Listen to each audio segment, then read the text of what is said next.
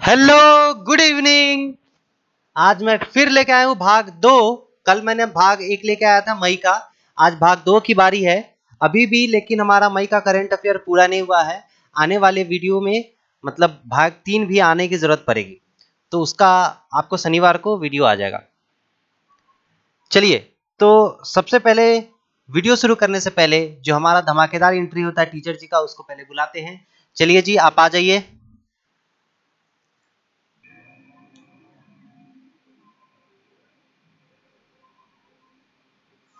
इसी तरह का आपके अंदर दिमाग के अंदर मंथन होना चाहिए और ज्ञान का सागर अपने आप निकलने वाला होगा। ठीक है, चलिए तो पहला क्वेश्चन भाग 2 का, शूटर दादी के मशहूर मतलब शूटर दादी से मशहूर जिनका हाल ही में निधन हुआ है का वास्तविक नाम क्या है? जो आपने पहला फोटो देखा है यही है शूटर दादी, है ना? यही है शूटर दादी। इनका हाल ही में निधन हुआ है, तो क्वेश्चन पूछ रहा है कि इनका वास्तविक नाम क्या है। तो ऑप्शन है चंद्रो तोमर, अभिलाषा पाटिल, के आर गौरी अम्मा, अलका रघुवंशी। तो इसका सही उत्तर होगा आपको चंद्रा तोमर, है ना? इसका सही उत्तर होगा चंद्रो तोमर। देखिए, क्वेश्चन दूसरे रूप में भी पूछ सकता था कि चंद्रो तोमर जिनका हाल ही में निधन हुआ है वो किस चीज से संबंधित थी? तो शूटर से संबंधित थी, शूटिंग से बेसिकली संबंधित थी। बहुत उन्होंने लेट अपना शूटिंग स्टार्ट किया था। ठीक है, तो कोविड-19 के कारण इनका 89 वर्ष की उम्र में निधन हो गया। और ये कहां से बिलोंग रखती थी? तो ये उत्तर प्रदेश से बिलोंग करती थी। ठीक है ना? तो आपको ध्यान रखना है, शूटर दादी से मशहूर चंद्रो तोमर का संबंध किससे था? तो शूटिंग से था। बागपत उत्तर प्रदेश से रहती संबंध था इनका। ठीक है ना? दूसरा क्वेश्चन है, के आर गौरी अम्मा जिनका हाल ही में निधन हुआ है का संबंध किस क्षेत्र से? आईएएस, पॉलिटिक्स, अभिनेत्री या लेखिका? तो इसका सही उत्तर होगा पॉलिटिक्स, है ना? आइए देखते हैं कुछ और इनके बारे में। तो ये केरल की सबसे वरिष्ठ कम्युनिस्ट नेता थी जो अभी तक जिंदा थी। मतलब ये पहला विधानसभा केरल का था, उसकी एकमात्र जीवित सदस्य थी अभी तक। ठीक, और दूसरी सबसे अधिक बार विधायक बनने वाली, है ना? ये केरल विधानसभा में दूसरी सबसे अधिक बार विधायक बनने वाली ये नेता थी। और उसके बाद पहली कम्युनिस्ट सरकार जो 1957 में बनी थी केरल के अंदर, उसकी पहली राजस्व मंत्री के रूप में ये शपथ ली थी। पहली राजस्व मंत्री के रूप में ये काम की थी। ठीक है ना? तो क्वेश्चन ध्यान रखिएगा, कुछ भी आ सकता है। जो ज्यादा चांस आने का है यही है कि किस चीज से संबंध था उनका। चलिए, अगला क्वेश्चन है क्वेश्चन नंबर 23, आज का क्वेश्चन नंबर 3, कि विश्व प्रेस स्वतंत्रता दिवस 2021 का थीम है। क्या थीम था? Information as a public good, journalism without fear or favor, media for democracy, journalism and electronics in times of disinformation. Last option है media should independent of fear and favor। तो किस चीज से क्या theme था इसका? तो इसका सही उत्तर होगा ऑप्शन है इंफॉर्मेशन इज पब्लिक गुड। ठीक है ना? 3 मई को ये मनाया जाता है आपको पत्रकारिता वाला दिवस। ठीक है, चलिए क्वेश्चन नंबर 24, मई सीरीज का 24वां नंबर क्वेश्चन है। भारत, फ्रांस और ऑस्ट्रेलिया की पहली त्रिपक्षीय, बहुत इंपॉर्टेंट है, पहली है इसलिए, त्रिपक्षीय विदेश मंत्री स्तरीय बैठक का आयोजन कहां किया गया? तो ऑप्शन है भारत, ब्रिटेन, फ्रांस, ऑस्ट्रेलिया। ठीक है ना? Bharat, Britain, France, Australia. इसका सही उत्तर होगा आपको ब्रिटेन। ब्रिटेन के अंदर G7 देशों का विदेश मंत्रियों का समूह आया हुआ था। उसी में यहाँ भी जो भारत का त्रिपक्षीय विदेश मंत्री स्तरीय जो बैठक हुआ था भारत, फ्रांस और ऑस्ट्रेलिया के बीच, वो हुआ था ब्रिटेन के अंदर। तो G7 में कौन कौन देश आते थे? Canada, France, Germany, Italy, Japan, UK और यूएस, है ना? ध्यान रखना है तो G7 के अंदर कौन सा देश आते हैं ये भी ध्यान रखना है। तो पहला त्रिपक्षीय विदेश मंत्री स्तरीय बैठक कहाँ हुआ था? तो ब्रिटेन के अंदर में हुआ था। चलिए अगला क्वेश्चन की बात करते हैं। मिशन हौसला किस राज्य से संबंधित है? मिशन हौसला किस राज्य से संबंधित है? ऑप्शन है उत्तराखंड, महाराष्ट्र, तेलंगाना और हिमाचल प्रदेश। तो इसका सही उत्तर है उत्तराखंड। मिशन हौसला क्या है जान लीजिए। उत्तराखंड पुलिस ने लोगों को कोविड-19 रोगों के लिए ऑक्सीजन, बेड, वेंटिलेटर, प्लाज्मा प्राप्त करने की मदद के लिए अभियान शुरू किया। मतलब जो भी कोविड-19 पेशेंट है उनको मदद के लिए बेसिकली जो उत्तराखंड पुलिस है उन्होंने ये योजना शुरू किया, ये अभियान एक तरह से शुरू किया, मिशन हौसला। ठीक है ना। कुछ और अभियान और योजना देख लीजिए जो एग्जाम में आने के चांसेस है, जैसे ऑक्सीजन नर्स महाराष्ट्र के द्वारा। तो बेसिकली क्या था, अभी आपको पता है जो स्थिति थी हमारे देश की जिसके अंदर ऑक्सीजन की बहुत कमी हो रही थी, इसलिए वहां की सरकार ने क्या किया, ऑक्सीजन नर्स नियुक्त किया, जो कि आदिवासी बहुल इलाका नंदुबार क्षेत्र के अंदर, वहां पे ये प्रचलित में था। आदिवासी बहुल इलाका याद रखिए, नंदुबार क्षेत्र के अंदर वहां पे क्या था, जो भी जो ऑक्सीजन नर्स के रूप में नियुक्त हो रही थी उनका काम बेसिकली क्या था, तो वो चेक करते रहने का कि जो पेशेंट है ना, जो पेशेंट है उनको क्या अमाउंट में ऑक्सीजन का फ्लो चाहिए, ज्यादा चाहिए तो ज्यादा करना है, कम चाहिए तो कम करना है ना। मतलब बेसिकली इसका उद्देश्य क्या था कि ऑक्सीजन की बर्बादी को रोकना था। ठीक है ना। तो कहां पर था ये, तो आदिवासी बहुल नंदुबार जिले में। ठीक है ना। दूसरा योजना की बात करते हैं अभियान की, आयुष घर द्वार। आयुष घर द्वार क्या है, किससे संबंधित है, तो बेसिकली हिमाचल प्रदेश से संबंधित है।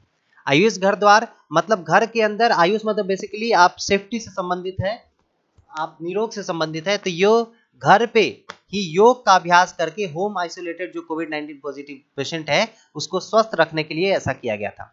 ठीक है ना। घर पर ही योग करने के लिए होम आइसोलेटेड जो पेशेंट थे कोरोना पॉजिटिव उनको करने के लिए आयुष घर द्वार योजना शुरू किया गया था। बेसिकली किसके द्वारा, तो हिमाचल प्रदेश के द्वारा किया गया था। अगला है आकाश से दवा, बहुत इंपॉर्टेंट है, वीवीआई है। आकाश से दवा ये तेलंगाना सरकार के द्वारा किया गया। ये इस योजना के तहत क्या किया गया है कि ड्रोन से, है ना, ड्रोन से आपको दवाई भेजा जाएगा, ड्रोन से दवाई भेजा जाएगा। तो ये पायलट प्रोजेक्ट के तहत किया गया, किस क्षेत्र के लिए, तो विकाराबाद क्षेत्र के लिए किया गया। याद रखिएगा विकाराबाद क्षेत्र का जो 16 पीएचसी है, पीएचसी मतलब जो प्राथमिक स्वास्थ्य केंद्र है, वहां पे विकाराबाद क्षेत्र का जो 16 पीएचसी है उसको चिन्हित किया गया है और उसको ड्रोन के माध्यम से दवाई पहुंचाया जाएगा। मतलब आज से दवा परियोजना किसके द्वारा, तो तेलंगाना सरकार के द्वारा। इसके बाद इसमें और क्या खासियत है कि ये जो चयनित पीएससी है वे वीओएलएस और बीवीओएलएस दोनों सीमा के भीतर आती है। ये होता क्या है, इस बात को समझ लीजिए क्योंकि यहां से क्वेश्चन आपको इस तरह से पूछ सकता है कि इसका फुल फॉर्म क्या है। दो आपने टर्म देखा वीएलओएस और दूसरा देख रहे बीवीएलओएस, एक और टर्म आता है ईवीएलओएस। तीनों का फुल फॉर्म देख लीजिए। वीएलओएस का फुल फॉर्म है visual line of site, visual line of site, और बी का क्या है, beyond visual line of site, और ईवीएलएस का क्या है, extended visual line of site, extended visual line of site. क्या मतलब होता है, बेसिकली बेसिकली जब आप ड्रोन यूज करते हैं तो ड्रोन को यूज करने के लिए आपको परमिशन लेना होता है।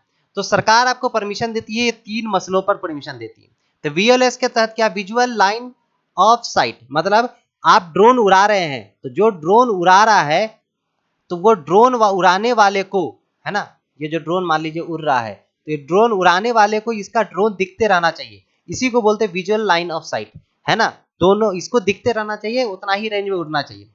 दूसरा जो मिलता है एक्सटेंडेड वीओएलएस, मतलब आप एक्सटेंडेड का मतलब क्या है कि आपको नहीं दिख रहा, जो उड़ा रहा है तो उसको नहीं दिख रहा है, लेकिन इसने 4-5 जगह पे चेक्स पर एक तरह से बना लिया है, 4-5 लोग को नियुक्त कर दिया है कि तुम देखते रहो, और ये सबसे रेडियो के माध्यम से कनेक्टेड है, सबसे रेडियो के माध्यम से कनेक्टेड, वो इसको डायरेक्शन दे रहा, हाँ इधर घुमा इधर घुमा उधर घुमा।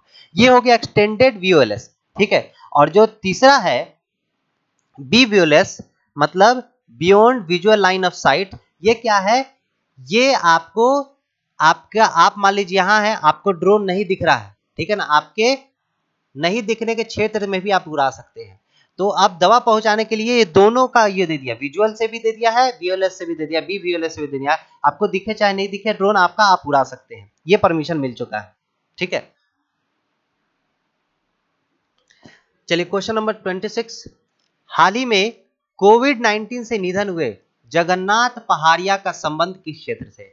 इस बार कोविड जो दूसरी लहर आई थी, कोविड-19 बहुत बड़े पैमाने पर, मतलब बड़े लोगों का, मतलब एक तरह से बोले पूरे देश के अंदर एक उत्पात मचाया था, अपने मंजर जो आपने देखा था बेसिकली मौत का मंजर जो बहुत ही ज़्यादा मात्रा में लोगों की मृत्यु हुई है, ये बहुत दुखद घटना है। सबके प्रति टीचर जी की तरफ से पूरी गहरी संवेदना है पूरे परिवार के लिए, और उनकी आत्मा की शांति के लिए हमेशा प्रार्थना करता रहेगा। चलिए, तो जगन्नाथ पहाड़िया जो हाल ही में निधन हुआ था, किससे संबंधित था?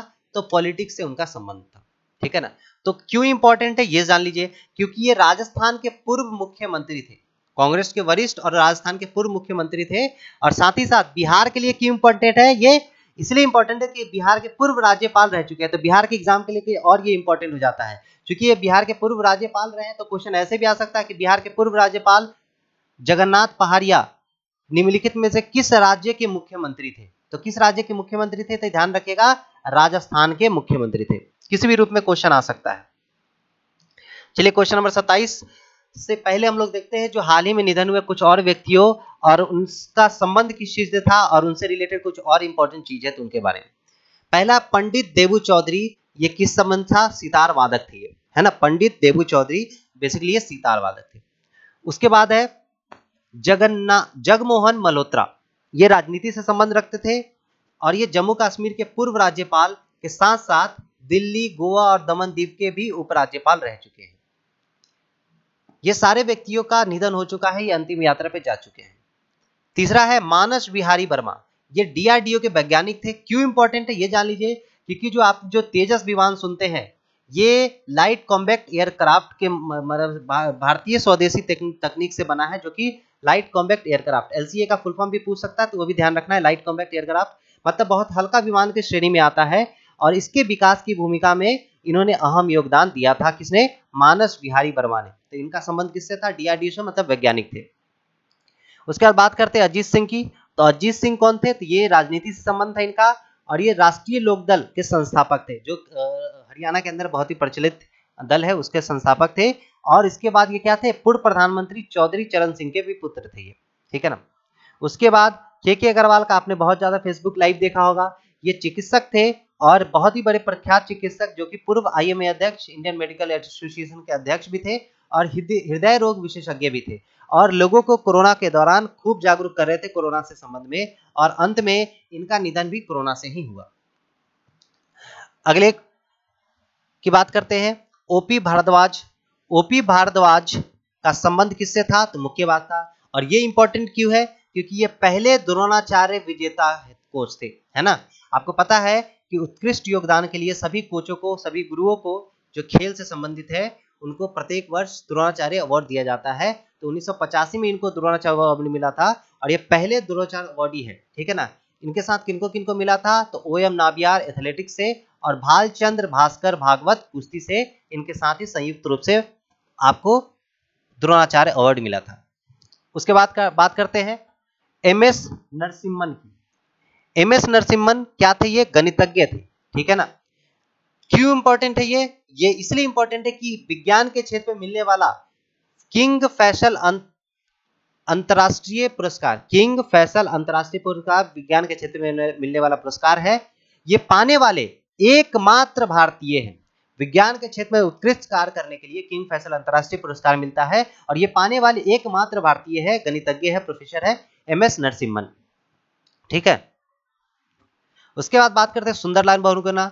ये भी अगेन इंपॉर्टेंट है। क्यों इंपॉर्टेंट है? क्योंकि आपका हिस्ट्री से रिलेटेड है। ये चिपको मूवमेंट आपने खूब सुना होगा। तो चिपको मूवमेंट से इनका संबंध था। इनकी पत्नी ने, जो इनकी पत्नी थी, ये आइडिया दी थी चिपको मूवमेंट का कि ऐसा आप आंदोलन करिए। ये बेसिकली क्या है? ये एक पर्यावरणविद है, मतलब ये इन्वायरमेंटलिस्ट है, जो इन्वायरमेंट में जो परिवर्तन हो रहा है उसके रिलेटेड ये बहुत ज्यादा आवाज उठाते रहे हैं। तो इन्होंने हिमालय पर बड़े बांधों के खिलाफ भी आवाज उठाई थी 1980 के दशक में और इसका नेतृत्व किया था, इस विरोध का, इस आंदोलन का, ठीक है। और ये गांधीवादी विचारधारा के लोग थे। तो ये चिपको आंदोलन के जनक भी के रूप में भी जाने जाते हैं, इसलिए इंपॉर्टेंट है, ध्यान रखिएगा। सुंदरलाल बहुगुणा, ठीक है। उसके बाद बात करते हैं डॉक्टर श्री कुमार बनर्जी की। ये वैज्ञानिक थे और ये भारतीय परमाणु ऊर्जा आयोग के पूर्व अध्यक्ष भी रह चुके हैं, ठीक है। उसके बाद के रागाथोमन, ये सीबीआई के पूर्व अधिकारी थे और ये इसलिए इंपॉर्टेंट है, ये भी इंपॉर्टेंट है क्यों? क्योंकि ये राजीव गांधी हत्याकांड के जो जांच कर रहे थे, एसआईटी जो गठित हुई थी, उसके ये मुख्य जांच अधिकारी थे, है ना। राजीव गांधी हत्याकांड के जो मुख्य जांच अधिकारी एसआईटी जो गठित हुई थी, इसके मुख्य जांच अधिकारी थे। इनको 1988 में पुलिस पदक और 1994 में राष्ट्रपति पदक से भी नवाजा गया था। चलिए अब आते हैं क्वेश्चन नंबर 27। हाल ही में मुख्यमंत्री वात्सल्य योजना की घोषणा किस राज्य सरकार द्वारा की गई है? मुख्यमंत्री वात्सल्य योजना की घोषणा किस राज्य सरकार के द्वारा की गई है? ये उत्तराखंड सरकार द्वारा की गई है, जिसके तहत कोविड-19 से अनाथ हुए बच्चे को 3000 रुपए प्रति महीना भरण पोषण भत्ता के रूप में दिया जाएगा। तो वहां के मुख्यमंत्री कौन है? तीरथ सिंह रावत, आपको ध्यान रखना है। उसके बाद है mission oxygen, question number 28। Mission oxygen self reliance, mission oxygen self reliance किस राज्य सरकार के द्वारा शुरू की योजना है? यह है आपको ऑप्शन है उत्तराखंड, महाराष्ट्र, तेलंगाना, हिमाचल प्रदेश। तो इसका उत्तर होगा महाराष्ट्र, ठीक है ना। महाराष्ट्र इस योजना के तहत जो भी उत्पादन के क्षेत्र में जुड़े हुए हैं ऑक्सीजन के, उनको स्पेशल प्रोत्साहन राशि या प्रोत्साहन करने के लिए योजना शुरू किया गया है, ठीक है। Question number 29 again important. Mohali international hockey stadium का नाम बदलकर किस महान हॉकी खिलाड़ी पर रखा गया है? Major Dhyanchand, Balbir Singh senior, Dhanraj Pillay, Sardar Singh. तो इसका आंसर होगा बलबीर सिंह सीनियर। इनके नाम पर मोहाली इंटरनेशनल हॉकी स्टेडियम का नाम रखा गया है। और साथ ही साथ जो मेधावी हॉकी खिलाड़ी है उनके लिए छात्रवृत्ति योजना की भी शुरुआत की गई है इनके नाम पे, ठीक है ना, ध्यान रखिएगा। क्वेश्चन नंबर 30 आज का 10वां क्वेश्चन। हाल ही में चर्चा में हो रही अजंता नियोग महिला है, याद रखिएगा, महिला से भी क्वेश्चन बहुत आता है एग्जाम के अंदर। किस राज्य के प्रथम महिला वित्त मंत्री के रूप में शपथ लिए? बहुत इंपॉर्टेंट है क्योंकि पहली महिला वित्त मंत्री के रूप में शपथ ले रही है किसी राज्य से। तो इसका ऑप्शन हो जाएगा पश्चिम बंगाल, स्वाभाविक है, जो अभी चुनाव हुआ उसी से संबंधित होगा, असम, केरला, तमिलनाडु। तो इसका आंसर हो जाएगा असम, ठीक है। चलिए अगला क्वेश्चन देखते हैं।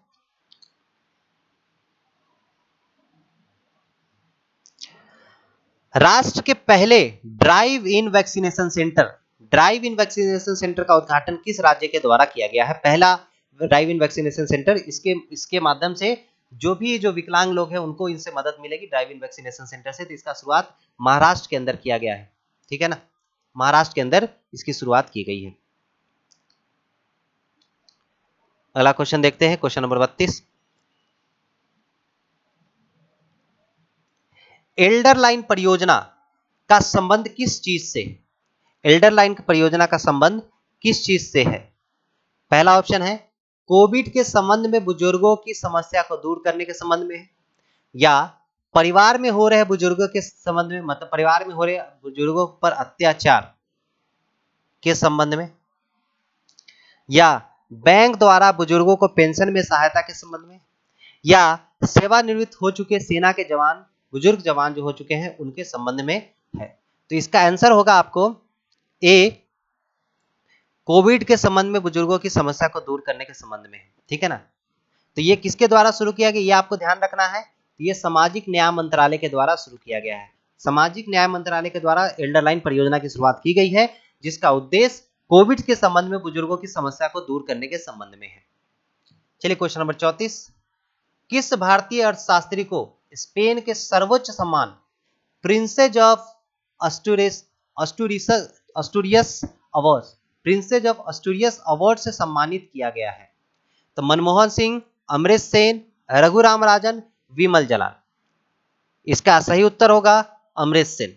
अमृत सेन को 1998 में अर्थशास्त्र का नोबेल पुरस्कार भी मिल चुका है, ध्यान रखना है आपको। Question number 35। हाल ही में किस मंत्रालय द्वारा 9 देशों के भारतीय दूतावासों में वन स्टॉप सेंटर खोले जाने की घोषणा की गई है? वन स्टॉप सेंटर खोले जाने की घोषणा किस मंत्रालय के द्वारा की गई है? शिक्षा मंत्रालय, विदेश मंत्रालय, महिला एवं बाल विकास मंत्रालय, या स्वास्थ्य एवं परिवार कल्याण मंत्रालय के द्वारा किया गया है। तो ये अन्य तथ्य गलती आ गया यहाँ पे। इसका आंसर होगा महिला एवं विकास मंत्रालय भारत सरकार के द्वारा, जिसके तहत 9 देशों के अंदर वन स्टॉप सेंटर खोलने की घोषणा की गई है। और इससे क्या फायदा होने वाला है? इससे जो भी हिंसा प्रभावित महिला है वो जाके वहां पे अपना कंप्लेन या बेसिकली अपना परामर्श ले सकती है। और साथ ही साथ पूरे भारत के अंदर ऐसा 300 वन स्टॉप सेंटर की खोलने की घोषणा की गई है। ठीक है, इस बात का ध्यान रखिएगा।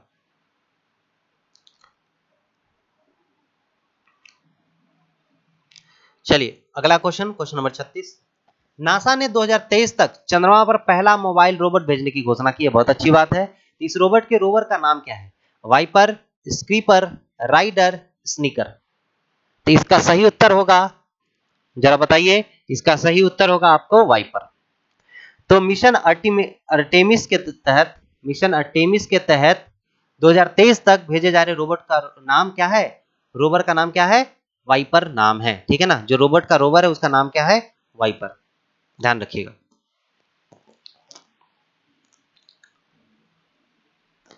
चलिए क्वेश्चन नंबर 37। हाल ही में जारी रिपोर्ट के अनुसार 2020-21 में भारत में सर्वाधिक प्रत्यक्ष विदेशी निवेश मतलब एफडीआई किस देश से प्राप्त हुआ है? मतलब सबसे ज्यादा एफडीआई किस देश से प्राप्त हुआ 2020 और 21 के अंदर? ये बताना, इसका उत्तर होगा आपको बताना है। एक बार सोचिए, पहला ऑप्शन है अमेरिका, चीन, सिंगापुर, ब्रिटेन। ठीक है, इसका सही उत्तर होगा सिंगापुर। सबसे ज्यादा सिंगापुर से आया है, उसके बाद अमेरिका से, और सबसे ज्यादा किसी राज्य को अगर मिला है तो उसमें गुजरात को पहला और दूसरा महाराष्ट्र को सबसे ज्यादा मिला है। ठीक है ना, ध्यान रखिएगा। Question number 38। कोरोना काल के दौरान स्थगित आईपीएल 2021 के बचे मैच किस देश में खेला जाएगा? आपका ऑप्शन है ऑस्ट्रेलिया, बांग्लादेश, सऊदी अरब, संयुक्त अरब अमीरात, यूएई। ठीक है ना, इसका सही आंसर होगा यूएई। यूएई कहां खेला जाएगा? सॉरी, यूएई के अंदर आपको 2021 का आईपीएल खेला जाएगा। इसको जो किसके द्वारा स्पॉन्सर किया जा रहा है? तो वीवो के द्वारा स्पॉन्सर किया जा रहा है। ध्यान रखिएगा। आपसे पूछ सकता है आईपीएल 2021 के मुख्य स्पॉन्सर का नाम क्या है? तो वीवो। Question number 39। किस देश ने थ्री चाइल्ड पॉलिसी की मंजूरी दी है? तो इसका ऑप्शन है अमेरिका, चीन, सिंगापुर, ब्रिटेन। तो आपको पता है चीन के अंदर बहुत दिनों से वन चाइल्ड पॉलिसी चल रही थी, तो वहां पे अब 3 चाइल्ड पॉलिसी की बर्थ रेट को बढ़ाने के लिए बेसिकली ऐसा किया गया वहां पे। ठीक है, चलिए क्वेश्चन नंबर 40, आज का आखिरी क्वेश्चन आज के सेशन का। मुख्यमंत्री शिशु सेवा योजना किस राज्य सरकार के द्वारा पहल की गई है? पहला है पश्चिम बंगाल, दूसरा असम, तीसरा केरला, चौथा तमिलनाडु। बहुत सारे सरकारों के द्वारा जो कोविड-19 से अनाथ हुए बच्चे हैं उनके लिए अलग अलग योजना चलाया जा रहा है, जिसमें वात्सल्य योजना आपने देखा था। अब यह शिशु सेवा योजना, तो ये असम सरकार द्वारा चलाया जा रहा है, जिसके तहत 3500 रुपया दिया जा रहा है। वात्सल्य योजना के तहत 3000 दिया जा रहा था और यहाँ पे 3500 दिया जा रहा है। ठीक है ना, ध्यान रखिएगा। असम सरकार के द्वारा शिशु सेवा योजना की शुरुआत की गई है। आशा करते हैं आपको लेक्चर समझ में आया होगा, मजा आया होगा। इसका पीडीएफ फिर से डिस्क्रिप्शन में डाल दिया जाएगा, वहां से आप डाउनलोड कर सकते हैं पीडीएफ को। और जल्द ही आपको इसका टेस्ट के रूप में भी क्वेश्चंस मिलेगा, जो कि आप हमारे app KJ group of institution पे जाके प्रैक्टिस कर सकते हैं। ठीक है, कोई डाउट हो, कोई परेशानी हो तो प्लीज कमेंट करिए, बताइए क्या डाउट क्या है, उसको हम लोग जल्दी सॉर्ट आउट करेंगे। और अर्थमेटिक का वीडियो आपको रहता है, यहाँ पे बहुत सारे चीज का है, आप वहां पे जाके देखिए और फायदा उठाइए। थैंक यू, ख्याल रखिएगा और हमेशा प्रेजेंट में जिएगा, फ्यूचर के चक्कर में नहीं रहिएगा। Live in your present. आप प्रेजेंट आपका अच्छा होगा तो अपने आप फ्यूचर आपका हो जाएगा। Thanks for watching, thanks, have a nice day, good night, thank you very much.